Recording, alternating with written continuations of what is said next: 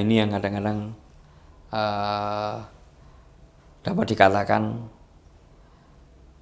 masing-masing daerah ini memang punya ciri khas gitu ya. Jadi unsur kekerabatan, unsur istilahnya local wisdom lah ya kan, itu seringkali memang menjadi ciri khas pelanggaran. Dapat dikatakan gini, tebasan-tebasan itu ya, tebasan suara. Oh iki sak dusun ini apa jari si A gitu kan. Itu masih muncul sebenarnya. Masih muncul. Sehingga upaya-upaya pencegahan sempat kita lakukan misalnya dengan OTT. Nah, OTT, operasi tangkap tangan bagi pelaku money politik misalnya. Itu efektif. Terutama pada saat pilkada 2017 yang lalu sangat efektif, apalagi dulu itu. Kita mampu mencegah masuknya uang dari luar Kota Batu gitu ya. Gitu. Sangat efektif. Sehingga banyak masyarakat yang protes sebenarnya malah waktu itu. Ih, gara-gara Bawaslu nggak terima duit kita gitu. Itu banyak yang protes macam itu. Nah, bagaimanapun walaupun Batu ini kota, tetapi ciri khasnya kan masih desa. Sehingga pelanggaran yang terjadi juga mirip-mirip lah dengan pelanggaran-pelanggaran yang ada di desa pada umumnya gitu ya. Jadi masih cenderung ada pelanggaran-pelanggaran yang terlokalisir kan gitu kan. Ada kesamaan-kesamaan dari dalam satu wilayah itu gitu ya. Nah, ini yang belum lagi kekerabatan. Karena di Batu itu hampir dapat dikatakan dalam satu wilayah itu si A itu kerabatnya bisa nyampe jangkau sekian puluh persen. Nah, kekerabatan ini yang masih kental di Kota Batu. Sehingga kadang-kadang ketika itu terjebak oleh kita gitu ya, itu dikatakan lu saya weweh. Nah, itu kan repot kan gitu. Weweh kepada ater-ater kepada saudaranya. Kita tanya ya memang itu saudaranya kan gitu kan. Nah kan repot. Ini yang terjadi seringkali kita temui gitu ya. Mereka kumpul-kumpul di rumahnya mbahnya misalnya. Ya ada calegnya gitu kan. Tapi ternyata dia tuh memang cucunya ya. Dan yang diundang di situ ya kerabatnya semua. Ini kan repot. Arisan keluarga ternyata kan itu kan. Nah, ini yang sering kita temui gitu ya, sering kita temui. Termasuk kegiatan-kegiatan yang dapat dikatakan dalam kutip spiritual itu juga banyak disusupi oleh pelanggaran-pelanggaran yang ada. Ya, saya pikir hampir semua daerah lah untuk kegiatan-kegiatan spiritual itu. Ini ya pengaruh regresi ya. Jadi kearifan semua daerah memulai kearifan ya. Kearifan lokal Kota Malang sih sama, Malang Raya sama. Wong toh induknya itu di Malang ya, kemudian pemekaran ya. Jadi yang sudah saya tadi sudah saya ini kan saya jelaskan tadi yang pertanyaan sebelumnya, memang plus minus ya kearifan lokal ini ya. Terkadang nilai kearifan lokal ini bisa memang linier dengan semangat menjaga pemilu yang berintegritas atau demokratis ya, begitu. Cuma satu sisi memang yang memang PR bersama dan masih permasalahan klasik, kapasitas atau pengetahuan edukasi masyarakat secara umum itu masih jauh dari edukasi istilahnya pengetahuan politik ya, atau pengetahuan kepemiluan ya. Jadi masih apa namanya, masih perlu kita kuatkan secara apa namanya, pengetahuan politik dan pemilu ya. Memang tugas bersama ya, terutama Bawaslu itu sendiri. Jadi satu sisi memang ngomong kearifan lokal ya. Jadi orang Indonesia, orang Timur, khususnya orang Jawa, saling memberi, ya kan, saling mengasihi, memberi makanan, bahkan pakaian dan sebagainya, membantu, itu hal yang sangat baik itu. Tapi kan hal-hal modus-modus tersebut itu terkadang dipakai untuk menutupi, ya kan, untuk menutupi perilaku melanggar norma atau mau berlaku pelanggaran gitu. Jadi seninya, tantangan kitanya di situ gitu, untuk mengungkap, memproses dugaan pelanggaran, ya kan, berbalut-balut kearifan lokal tersebut. Apalagi momentum, pada waktu momentum yang kasih sayang kayak bulan puasa ya kan, hari raya kan, biasa ngasih parsel dan sebagainya, ngasih beras, sembako, bahkan uang gitu. Nah, cuma kita harus tahu kedudukannya itu, posisi status materi empirisnya tersebut, ya kan, tindakannya tersebut. Apa memang pure mau menjalankan budaya yang saling memberi, atau bahkan sebagai skema untuk memuluskan beli suara. Nah, di situ. Kalau mempengaruhi, sangat mempengaruhi, karena sangat beririsan. Wong kita kita bergerak, berpendapat, ini kan preferensinya kuat dari budaya kita ini, ya kan, pengetahuan, perilaku kita, ya kan, komunikasi bersosial kita kan yang paling dominan adalah preferensi culture kita. Jadi di situ, jadi sangat mempengaruhi, dan tantangan kita di situ, ya. Jelas. Itu bisa kearifan lokal itu, tetapi gini, kearifan lokal itu kita ke Bawaslu itu pegang regulasi yang berlaku ya, undang-undang, peraturan-peraturan yang berlaku yang mengatur tentang masalah kampanye, masalah tidak kampanye, atau masalah minggu hari tenang atau hari pemungutan, kita berlaku saja. Contoh, kalau kampanye di tempat ibadah, ya, kampanye di tempat ibadah, ini yang sangat-sangat rawan. Nah, itu Bawaslu dan Gakundu terkhususnya, kepolisian, kejaksaan di dalam Gakundu itu harus memilah hati-hati sekali. Contoh kasus saya pernah dengan kepolisian, sudah di polisi, Bawaslu sudah ke kepolisian, kejaksaan, kepolisian, oke. Masuk, ini daerah Bawaslu. Ini pelanggaran tempat ibadah waktu kampanye. Ada sanksi pidananya. Nah, ada sanksi pidana. Tetapi ke pengadilan, ya, pengadilan bilang itu tidak termasuk. Nah, emang bagaimana? Hak prerogatif dari hakim yang memutuskan, yang mengadili, ya, dia yang memutuskan, dia yang mengadili. Jadi bertanggung jawab juga dia, bertanggung jawab kepada Tuhan dan tanggung jawab kepada dunia. Sama Bawaslu, bertanggung jawab juga kepada dunia, bertanggung jawab juga kepada Tuhan. Semua orang gitu, kepolisian, semua gitu. Lokal daerah Supama, ada pelanggaran di tempat sekolah agama. Dia punya anak sekolah di situ. Kita mau masuk bagaimana?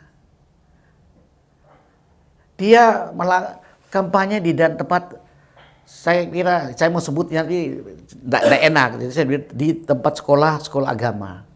Kita tidak tahu apa yang dia ke sana, apa yang dibicarakan. Tetapi ada semua orang lihat dia masuk ke sana. Dia keluar dari lokasi sekolah itu atau asrama. Nah, ini juga kearifan lokal ini kita harus memilah-milah, karena kearifan lokal itu satu keadaan budaya kultur yang ada di satu daerah tidak sama dengan daerah yang lain. Oleh karena itu kearifan lokal ini sangat-sangat mempengaruhi dalam sistem kepemiluan di tanah air kita ini. Di tanah air itu. Oleh karena itu Bawaslu harus pandai-pandai memilah kearifan lokal itu. Kearifan lokal itu tujuannya baik, tapi belum tentu dia punya pelaksananya baik. Pelaksananya itu melanggar. Nah, oleh karena itu kita Bawaslu harus memberi teguran atau surat. Seperti prokes. Tidak boleh lebih dari sekian. Di PKPU 13 dia menyatakan 1 jam atau per Bawaslu. 1 jam kita berikan surat peringatan. Sebelum kurang lebih dari 5 menit dia pindah ke satu lokasi lagi. Dia senam sana. Sebelum 5 menit lagi ke sana. Makanya kita harus memberikan sanksi hukum yang padat. Bukan masalah pasal-pasal atau hukum yang diancam pidananya besar, tinggi, dendanya tinggi. Itu tidak satu bukan efek jera, bukan. Tetapi kalau dia melanggar, beri hukuman administrasi bahwa tidak boleh mengikut lagi pileg atau caleg lagi atau paslon lagi. Wah, itu dia takut. Tapi kalau pidana, seperti contoh di Undang-Undang Pemilu pasal 523 ayat 1 masa kampanye menjanjikan atau memberikan uang, materi, jasa, barang dari itu hukumannya berapa? 2 tahun. Ya, 2 tahun. Dendanya berapa? Dendanya 200. Berapa dendanya? 24 juta. 24 juta.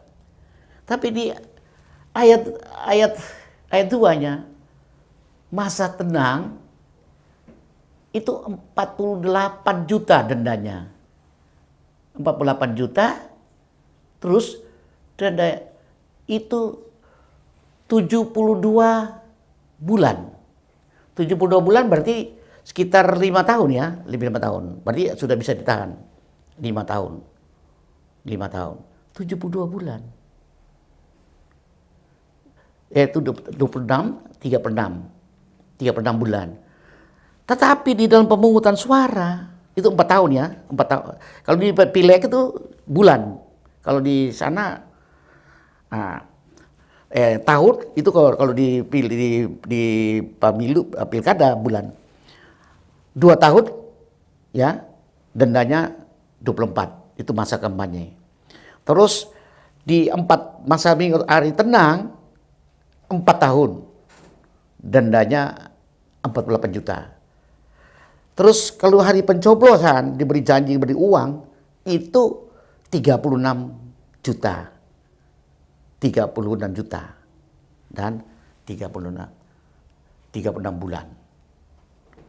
Aneh, sama-sama memberikan kok. Sama-sama memberikan uang. Tapi di hari pencoblosan dan di hari tenang berbeda. Hari tenang 4 tahun. Di hari pencoblosan cuma 3 tahun. Aneh enggak bagaimana itu? Tapi regulasinya begitu. Nah, kemarin kasus kita di Bantul itu dia membagi uang pada hari Minggu tenang. Ya, di amplop. Itu ancamannya 36 bulan, dia sampai paling rendah 36 bulan, paling tinggi 72 bulan. Dendanya 200 juta paling rendah, paling tingginya 2 miliar. Nah, sekarang kita mau tangkap orang yang disuruh, yang bagi 20 ribu. Apa mau denda 200 juta, uang dari mana dia? Tapi hukum begitu. Hukum harus ditegakkan. Dia pasal 187A itu memang mengatur begitu. Di Undang-Undang Pilkada. Nah, tetapi jaksa sudah menuntut sesuai dengan usia pasal dari undang-undang itu. Tapi pengadilan memutuskan dia hukum percobaan. Hukum percobaan 2 tahun. Apabila dia melakukan kesalahan, maka 1 tahun dia masuk langsung. Tapi dendanya tidak ada. Itu 72 bulan dan denda paling sedikit 200 juta, paling banyak 2 miliar. Tapi dalam putusan itu denda tidak dihitung, tidak dinyatakan. Dan masa tahanannya juga tidak dihitung juga dalam putusan hakim itu. Ini kan menjadi masalah. Masalah pelanggaran. Apakah kena ada muatan lokal, kearifan lokal tadi, karena dia orang yang ya memang orang miskin, ibu rumah tangga yang tidak ada kerjaan, dia hanya dapat hanya dapat 100.000 untuk 100 orang. Tapi dia harus menjalankan itu. Yang istilahnya kelas teri kita tangkap, kelas kakapnya menghilang. Terus tanggung jawabnya dari mana? Waktu kita panggil, dia bilang dia dibekasi oleh seseorang yang pakai helm, yang pakai masker, dia tidak kenal. Itu apa? Menutup. Kalau dia bilang pakai helm, pakai masker, orang yang memberi, dia tutup ini yang memberi. Dia yang menjadi korban. Nah, kalau apakah ini jadi korban? Dia bisa bayar 200 juta? Atau 1 miliar kalau umpama 72 bulan? Ini. Jadi permainan itu sudah sangat jeli sekali. Mereka sudah pelajari semua kelemahan-kelemahan. Jadi kita buka-bukaan aja. Karena semua mempelajari undang-undang. Oleh karena itu, kearifan lokal itu lebih bermainnya sistematis sekali mereka. Jadi kita harus hati-hati dan Bawaslu harus hati-hati. Harus mengkaji dengan teratur dan saya kira begitu.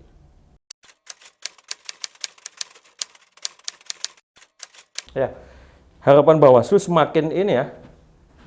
Saya sangat bangga ya sama Bawaslu ya, bangga. Dan oke lah, mungkin warga global atau dunia itu kan melihat, wah ini lembaga macam apa gitu kan, ya kan? Satu-satunya kan, ya kan, satu-satunya bisa ngawasi, ya kan, bisa ngawasi, ya kan, bisa memonitor, bisa mengontrol jalannya pemilu, kemudian bisa mengeksekusi menjadi hakim gitu. Nah itu kan suatu inilah kewenangan yang luar biasa, saya bangga. Cuman dari kebesaran Bawaslu dalam sudut kewenangan ini tentu berimplikasi pada atau konflik ya, itu khususnya konflik kewenangan. Jadi harapan saya, terutama harapan kami,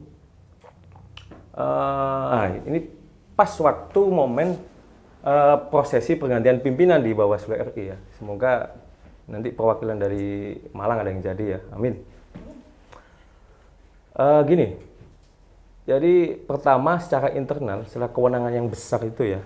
Jadi kita ngomong pengawasan ini nggak hanya melototin, ngawasin, memonitor, ini harus sesuai aturan dan nggak melanggar ya. Tapi satu sisi mahkota kita kan di penegakan hukum ya.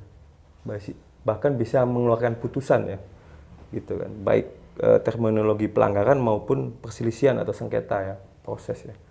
Nah, di situ nanti harapan kami skema kewenangan besar ini ya harus ada petunjuk teknis yang tegas ya, ya kan, yang diformulasikan agar kita selaku implementator di bawah itu tidak ewu pakewu. Jadi habis ngawasi, aman-aman, tiba-tiba selesai pengawasan, ya kan, sesuai pengawasan tidak ada pelanggaran, loh kok ada gugatan gitu. Loh, kemana mesti yang akan dipermalukan Bawaslu gimana kemarin mengawasi kan gitu. Jadi itu harus ya, secara internal harus dipertegas ya. Formulasinya harus ketemu di situ. Jadi pernah disinggung dari Andalas ya, kalau nggak salah Khairul Fahmi itu harus dibuat apa nih ruang yang berbeda ya. Tapi saya belum bisa membayangkan ya. Tapi nanti di Bawaslu RI kan banyak yang berkapasitas dan mumpuni itu bisa merumuskan hal tersebut. Ya, saya rasa ya, isu kemana-mana ya terkait Bawaslu. Pengawasannya mau dilepas ya kan. Jadi penegakan hukum saja karena Undang-Undang Pilkada itu harus ada peradilan pemilu dan itu pun debatable-nya, konsepnya, desainnya masih debatable juga, belum selesai gitu kan. Jadi saya rasa nggak usah dilepas nggak apa-apa, tapi konflik kewenangan yang besar itu, kewenangan besar itu harus diformulasikan secara tegas dalam peraturan Bawaslu. Dan semoga Bawaslu bisa menginspirasi terutama negara-negara lain ya kan, negara-negara lain ya dalam penegakan ya kan hukum pemilu khususnya ya kan menjalankan nilai-nilai demokrasi. Terima kasih. Saya sih berharap Bawaslu ini semakin diperkuat lah. Kalau orang-orang teman-teman ngomongnya, nah iso Bawaslu kayak KPK gitu loh. Di situ sudah ada penyidiknya, penyelidiknya kan itu kan. Jadi wis pokoknya lembaga yang super body lah gitu ya.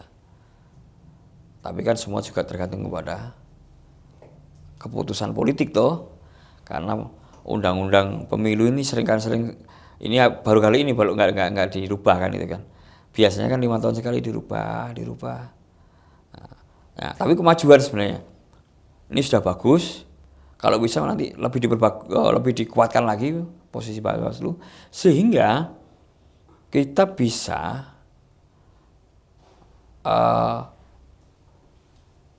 membuat pemilu ini semakin berkualitas.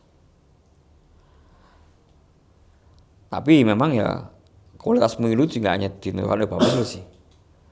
KPU juga punya peran, peserta pemilu juga punya peran gitu ya. Dan terutama masyarakat. Sepanjang masyarakat ingin pemilu ini baik, insya Allah akan baik. Saya ingat pemilu 99. Pemilu 99 dibandingkan dengan pemilu 97 sangat jauh berbeda. 97 ya, karena kecewanya masyarakat, khususnya kelompok muda gitu ya, itu sampai nggak mau datang ke TPS. Saya kebetulan waktu itu pengurus KNPI 97 itu. Di 96 itu saya coba buat polling, itu hampir dapat dikatakan 80% anak-anak muda saat itu nggak mau datang ke TPS. Nah, saya itu di Kota Malang waktu itu. Saya waktu itu buat pollingnya di Kota Malang.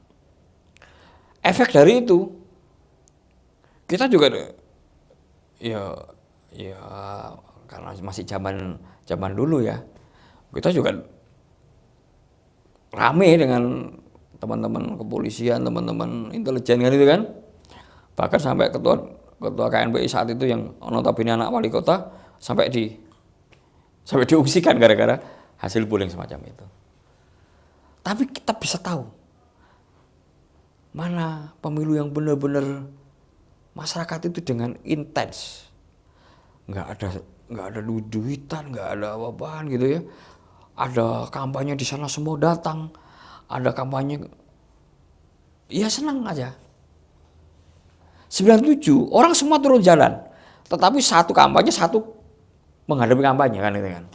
99 orang berkampanye bersorak-sorak bergembira merayakan kebebasan. Sehingga partisipasi dalam pemilu 99 sangat tinggi. Sangat tinggi. Caleg ditanya menghabiskan duit berapa? Saya yakin kecil semua. Kalau toh ada itu biaya politik di partainya gitu ya. Bukan biaya kampanye dia. Nah, Bawaslu pinginnya ke sana. Dan kalau sudah ke sana, sakjane Bawaslu nggak ada ya nggak apa-apa. Tapi karena belum ke sana, maka Bawaslu harus hadir dan terus diperkuat. Gitu. Saya pikir itu harapan saya. Harapan itu kan semua punya harapan ya. Harapan Bawaslu. Bawaslu ini kan dari dipilih dari berbagai profesi. Dan tidak ada yang disiplin ilmu tentang hukum semata-mata. Ada yang guru agama, ada yang insinyur peternakan, ada insinyur perikanan, ada sekolah hukum, ada sosial, ada sekolah budaya, ada sekolah agama yang bergabung dalam Bawaslu ini. Tapi kita dipaksa, karena kita sudah bergabung, dipaksa harus kita pelajari cepat-cepat. Jadi kita tuh kayak instan aja, instan kan ya.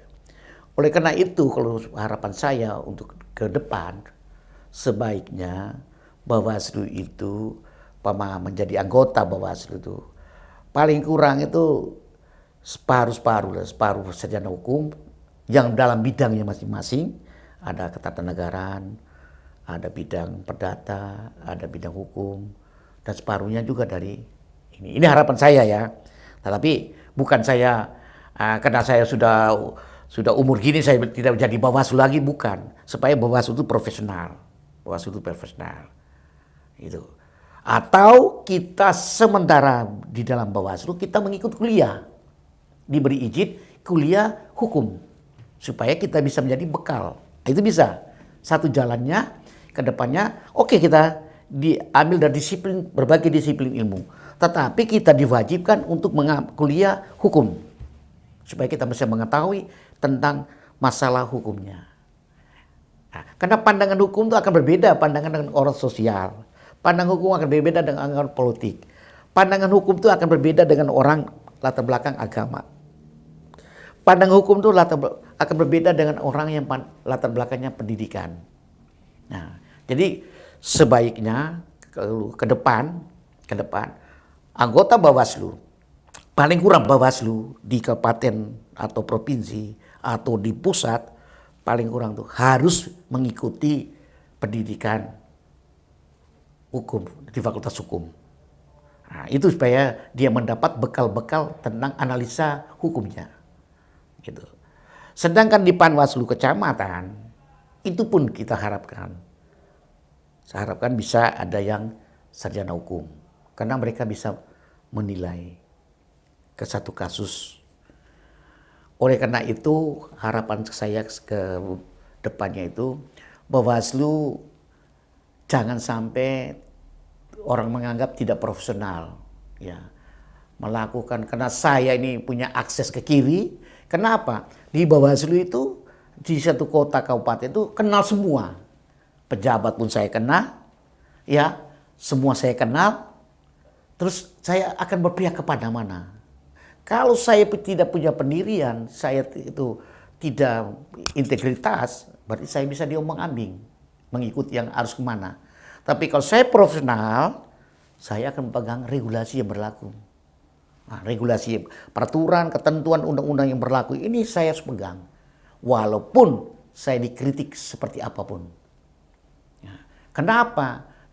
Kita memilih orang calon-calon bupati, gubernur, wali kota itu yang menjadi amanah kita. Kita memilih untuk kita menyerahkan kepada di tangan dia untuk memimpin daerah ini.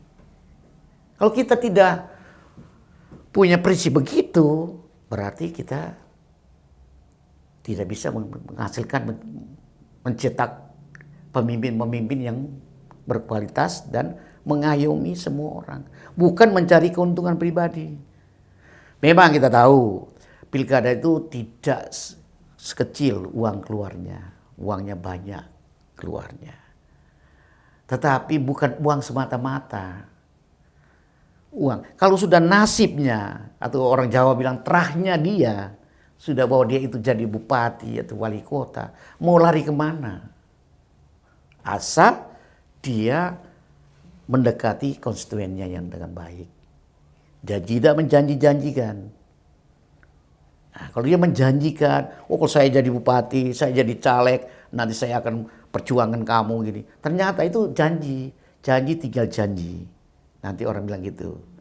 Nah, apa sekarang istilahnya apa HP apa? PHP ya, PHP. Pemberian harapan palsu. Wah, itu PHP pemberian harapan palsu. Jangan sampai kita memberikan harapan palsu kepada masyarakat. Ya, itu tidak bagus. Jadi kita sebagai Bawaslu ke depannya itu kita harus lebih integritas, harus lebih mandiri, harus lebih independen. Walaupun ada tekanan dari kiri ke kanan. Akses kita semua sama. Saya akses A, si Pak Ketua Bawaslu akses ke B, semua akses semua. Tetapi akses itu kita jangan membawa orang ke dalam akses kita.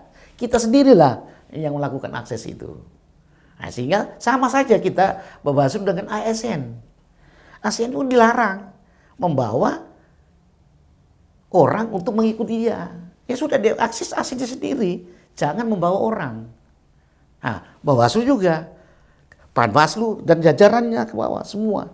Kita akses sendirilah. Nah, jangan kita membawa orang ke dalam lingkaran kita juga.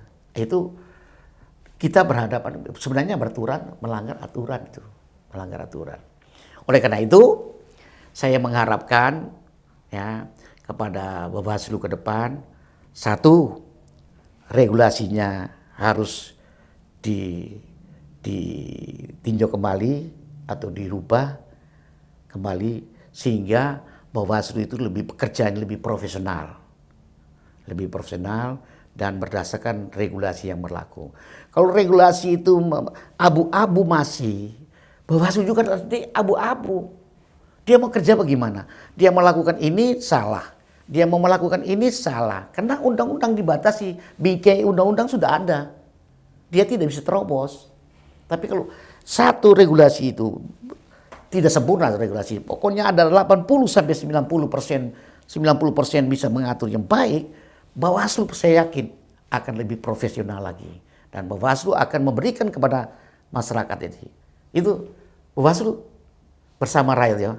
Ya, kita bersama rakyat, awas pemilu, bersama Bawaslu tegakkan keadilan pemilu. Nah, itu satu simbol semboyan kita yang kita harus tanamkan dalam masing-masing orang Bawaslu. Nah, saya kira cukup ya. Sampai saat ini cukup saja. Saya sudah memberikan pertanyaan-pertanyaan dari teman-teman kita di podcast di Bawaslu Kabupaten Malang. Saya berterima kasih kepada Mbak Dila, sama Pak Jabir, sama Pak Irin yang sudah memberikan kesempatan saya untuk berbicara selama berapa menit ini, saya kira 1,5 jam kali, dengan apa yang ada. Dan petiklah apa yang baik untuk Anda dan tinggalkan yang kurang baik pada Anda dan hapuslah semuanya itu. Tapi yang baik diambil untuk menjadi pedoman atau pegangan dalam melakukan sehari-hari sebagai Bawaslu maupun sebagai masyarakat atau sebagai calon atau sebagai caleg. Sekian. Oke, baik, terima kasih Pak atas waktunya. Ya. Silakan. Berapa menit?